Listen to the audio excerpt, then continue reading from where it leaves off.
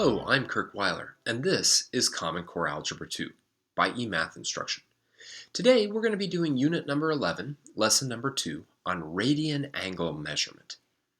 Now, this is one of my favorite lessons because it introduces you to a new way of measuring angles. This is assuming that you didn't see it in Common Core geometry, which you may have. For a very long time, the only way you ever knew how to measure a rotation was with degrees. 360 degrees in a full rotation, 90 degrees in a right angle, etc., etc. But that would be like only knowing how to measure length in terms of feet or inches, and not having anything else like the centimeter or the mile or anything like that. Well, degrees, that's just one way of measuring angle. Today, we're going to begin to work with radian measurement as well, and it takes some getting used to, especially because the number pi is involved. All right, let's jump right into it and see how radians are defined. Now, this really goes back to geometry, and what we're going to get at here is imagine that we had some point A, okay, on a circle with a radius of r, and we rotated r. It can be clockwise or counterclockwise. I'm not going to worry too much about positive or negative angles right now. But we rotated it through some arc length s. Now that's an actual length, okay? It's inches, feet, whatever, right? Then we define a radian angle, theta, as being the arc length divided by the radius. And we could also rearrange this to get that the arc length was equal to the angle times the radius, okay? So the angle now, not in degrees, but in what are called radians, is just going to be the arc length divided by the radius. Now what strikes a lot of people odd about this, which is understandable, is it seems like, well, wait a second, then the angle that you rotate about should depend on the size of the circle. It should depend on, how big the arc length is, how big the radius is. But we're going to see in a moment that an entire rotation, 360 degrees in degrees, is actually just a certain number of radians, no matter how big or how small the circle is. So, I'm going to clear this out, and then let's take a look at that, okay? Theta equals s divided by r. All right, there it is. I'm going to keep reproducing that diagram for a little while so that we're comfortable with the definition.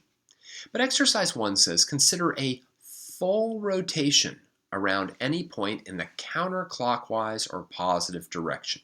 So we're talking about doing this. We got some radius, right? And we do a full rotation, 360 degree rotation, okay? What is the arc length s in terms of the radius of the circle r for a full rotation? Think about this for a moment. What is the arc length if we rotate all the way around the circle? Well, the arc length is going to be the circumference of the circle. Circumference. Now, people learn different formulas for circumference. Many people learn that it's pi times the diameter of the circle. But I want to think about it in terms of the radius. And remember, the diameter is always 2 times the radius. So the arc length would be pi times 2r. But we pretty much always will write that as 2 pi r. Okay? Now letter B says, based on the definition above and on your answer to part A, how many radians are there in one full rotation? Well, the radian measure will always be dictated by the arc length divided by the radius. So that's going to be 2 pi times the radius divided by the radius. But that's going to be 2 pi times the radius divided by the radius, but that's equal to 1. So there will always be 2 pi radians in a full rotation. And that doesn't matter then how big the circle is. If you rotate all the way around, you've rotated 2 pi radians. And that's kind of cool. Now, it's a little bit obnoxious too, because pi is an irrational number. 2 times pi is about 6, so all the way around, one full rotation is about 6 radians. Actually, let me put about 6 radians. All right. Oftentimes, radians are expressed in terms of pi. You'll see that a lot in terms of pi because they're based on the geometry of a circle. All right. And circles have pi involved in them. But that's probably the most important thing to know about radians. A full rotation is 2 pi radians. All right. Well, pause the video now and write down anything you need to. Okay, I'm going to clear out the text. All right, continue to have that formula. So let's play around with the formula sum and the definition of radians. Exercise 2 says, use the formula above to answer each of the following. Letter A, determine the number of radians that the minute hand of a clock passes through if it has a length of 5 inches and its tip travels a total distance of 13 inches. So think about this for a second. I got some minute hand on a clock, and it's got a length of 5 inches, right? And it rotates, okay, a total of 13 inches. And I want to know the radian angle. Well, by definition, the radian angle is simply the arc length divided by the radius, in which case we have 13 divided by 5. And we could leave it like that, or we could do the division, and we'd get 2.6 radians. 2.6 radians. Wow, that was simple. Let's just plug and chug. Now let's take a look at letter B. It says, if a pendulum swings an angle of 0.55 radians, what distance does its tip travel if it has a length of 8 feet? So, you got this pendulum that's swinging back and forth. And what they've told me is the angle it's swinging through is 0.55 radians. We also know that the length of the pendulum is 8 feet. We want to know the distance it swings through. So we're looking for the arc length. So we know theta is s divided by r. If we multiply both sides of this equation, we get an equation that predicts the arc length if we know the angle and the radius, which we do. We know that the angle is 0.55 radians, and we know the radius is 8 feet. So the tip passes through a distance of 4.4 feet. All right. So it's simple. Such an easy formula that oftentimes students will forget it, So remember some basic things. Theta is the ratio or the division of the arc length by the radius, and because of that, a full rotation has 2 pi, exactly 2 times pi radians. All right, pause the video now and write down anything you need to.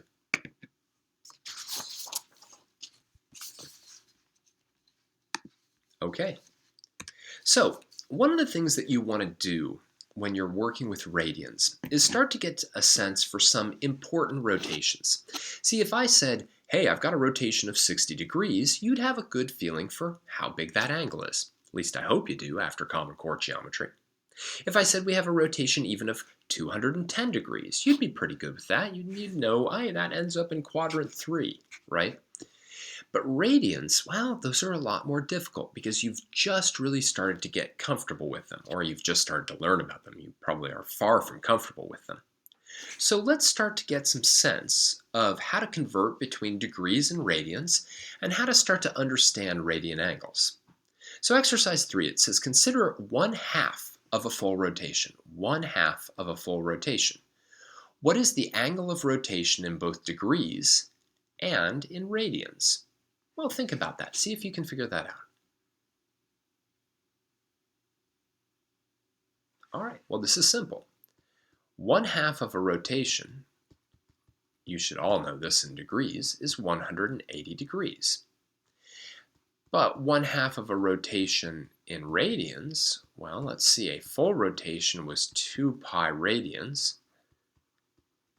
So if I divide that by 2, I'll get pi radians. Now that means that 180 degrees must be the same as pi radians. Put that in a box, right? We already knew that 360 degrees was equal to 2 pi radians. But what's interesting is most people use that in order to convert between the two sets of angles.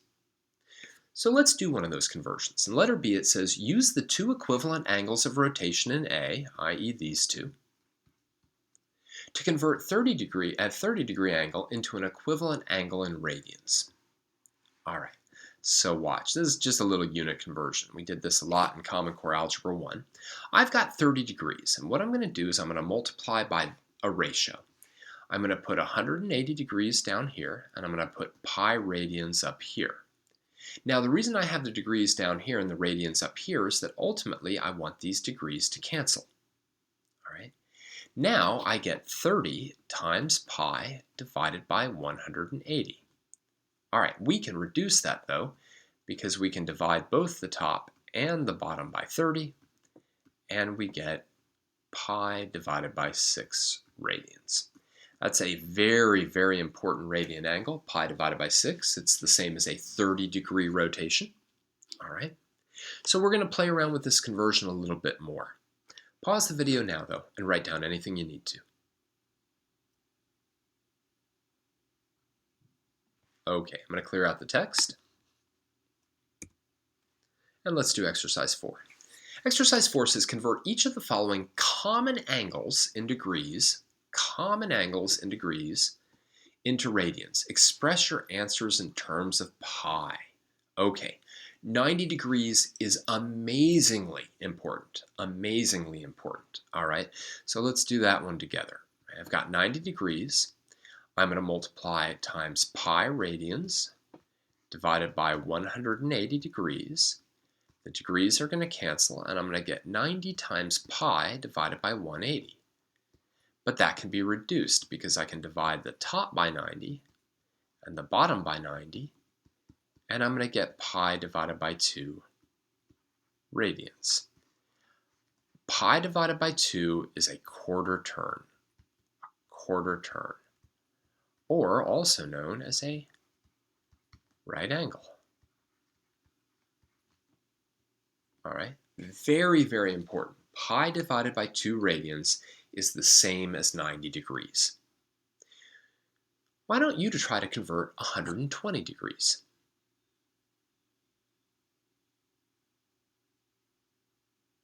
Okay, let's take a try. We have 120 degrees times pi radians divided by 180 degrees. Now we could do some cross-canceling. Let's do that instead. Let's divide 60 into here, and we'll get 2, and divide 60 into there, and we'll get 3. So what we'll end up getting is 2 pi divided by 3 radians. 225 is one of the harder ones in my mind. Although we do it exactly in the same way, 225 degrees, pi radians divided by 180 degrees. It's the reducing that's the hardest part here. The degrees cancel. But then if I divided this by 45 and this by 45, I'd get 5 up here, I'd get 4 down here, and I'd have 5 pi divided by 4. All right? Again, very, very important. So pause the video now, write down anything you need to.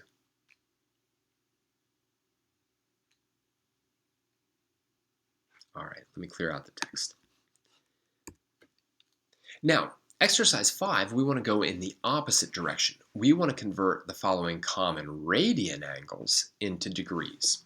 So let's do one of these together. Here we have 5 pi divided by 6 radians. Now what I want to do is I want to multiply by the same ratio, but having it flipped. In other words, I want the pi radians in the denominator and the 180 degrees in the numerator. And again, that's because then the radian unit cancels. It also happens to be that the pi's cancel, which is good. And then the 6 goes into 180 30 times. 5 times 30 gives me 150. All right? 5 pi over 6, 150 degrees. Okay? Why don't you try to convert 3 pi over 2 radians?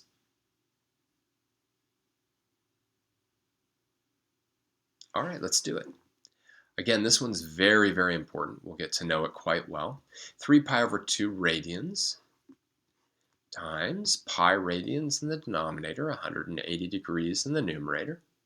Radians cancel, pi's cancel, and that 2 goes into 180 90 times. 3 times 90 gives me 270 degrees. All right, finally, let's do 3 pi over 4. All right, again, 180 degrees in the numerator, pi radians in the denominator.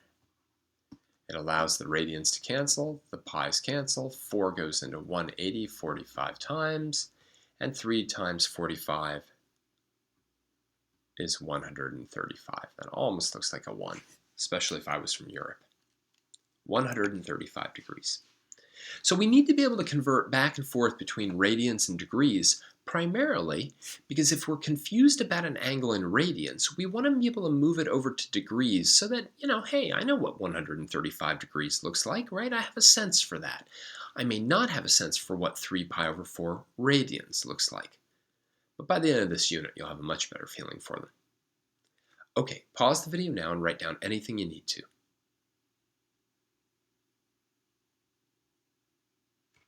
All right, let me clear out the text. Now, I don't want you to get the sense that every time you have an angle given in radians, it's going to have a pi attached to it. The pi is there simply because the circumference of a circle is 2 pi times the radius, all right? But pi is a number. It's close to 3, so it is what it is.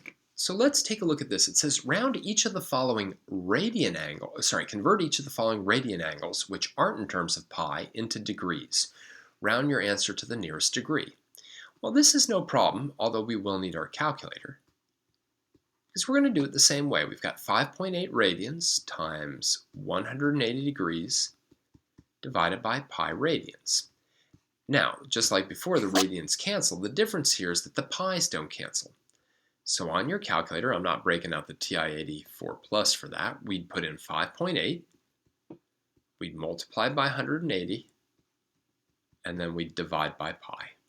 And what we find is that is about 332 degrees. Remember when I said a full rotation is right around 6 radians? Well, 5.8 radians almost got us a full rotation, right? 330 degrees is pretty close to 360. So why don't you go ahead and do that for part B and part C?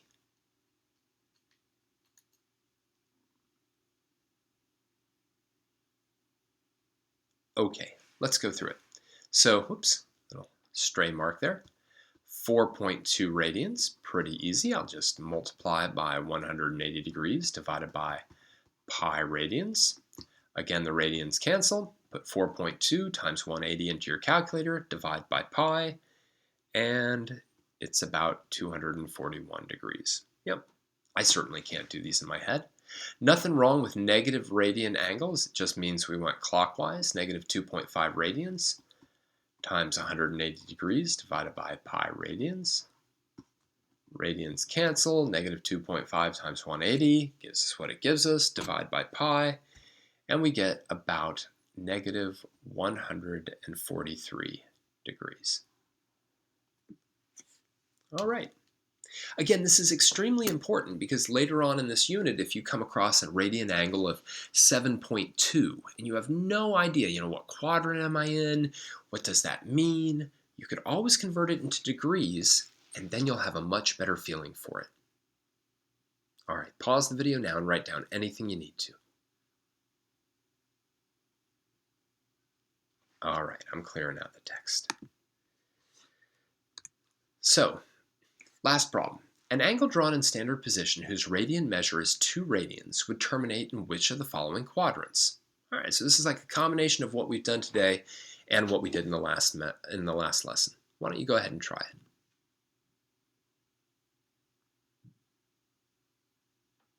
All right. Now, some of you might have a good feeling for radians already. You might say, 2 radians, it's blank. But here's the key. If you don't, then we'll take that 2 radians and we'll multiply by 180 degrees divided by pi radians. The radians cancel. If I do 2 times 180, you get 360 degrees divided by pi. But that's about 115 degrees. And as we saw in the last lesson, 115 degrees puts you in 1, 2, 3, 4. It puts you in quadrant 2. All right. But that's it. Nothing more than that. All right. Pause the video now, copy down anything you need to, and then we'll finish up the lesson. Okay, let's do it. So throughout almost your entire experience with geometry, angles, things like that, you've been measuring angles in degrees, so much so that you think of a 90-degree angle and a quarter turn as being sort of one and the same. Yeah, of course, that's a 90, a 180, a 360. But again, a degree is simply a unit of measurement. So today we introduce the idea of a radian, and a radian is also a measurement of rotation. Probably doesn't feel like it right now, but it is, where 2 pi is a full rotation and a half rotation is pi radians. Pi gets involved simply because of the definition of radians being arc length divided by radius, and as we all know, the circumference of a circle is based on pi, and therefore so are all radian angles. All right, for now I'd like to thank you for joining me for another Common Core Algebra 2 lesson by eMath Instruction. My name is Kirk Weiler, and until next time, keep thinking and keep solving problems.